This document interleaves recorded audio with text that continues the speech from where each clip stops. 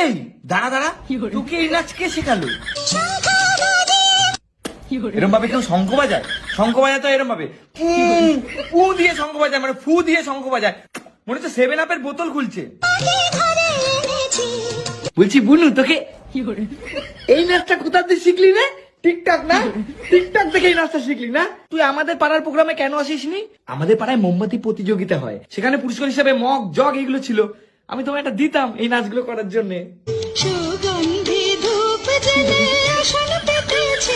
আমার কথা হলো ভাই, আসনকে এইভাবে পাতে? তুই অ্যাভেঞ্জার সিনেমার কোনো আফতার নাকি? আসন এইভাবে পাতবি? পুরে সালা, মানে তোর কাছে এতগুলো আসন রয়েছে তুই? এটা এমনি সেমনি ডান্স না, এটা হচ্ছে শ্যাডা ভাঙা ডান্স। প্রথমবারে শঙ্কটা ছিল 7 আপ খোলা, পরের বারে শঙ্ক হচ্ছে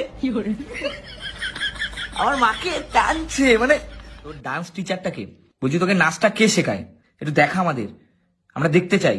তাকে আমি ওই গানটায় নাচ তোলার কথা বলবো, ওই যে যাবে যেদিন শ্মশান ঘাটে বাসের ধোলাই চোরে।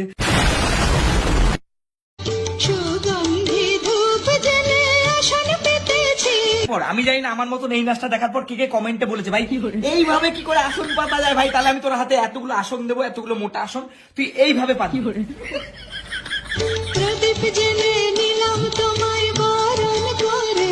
বলছি বুনু, প্রদীপকেও এইভাবে জ্বালায়, দেশটা এইভাবে ধরাতে হয়, তারপর সেই আগুনটা প্রদীপে গিয়ে দিতে হয়।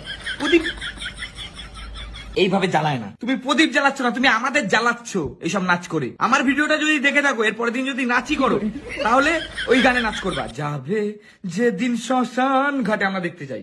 এইভাবে প্রদীপ জ্বলে না, প্রদীপ দেশটা ঈদের ধরাতে হয়। সেটা ভালোবাসা, আসতে থাকো, বাঁচতে থাকো, আমার ভিডিওগুলো দেখতে থাকো, টাটা।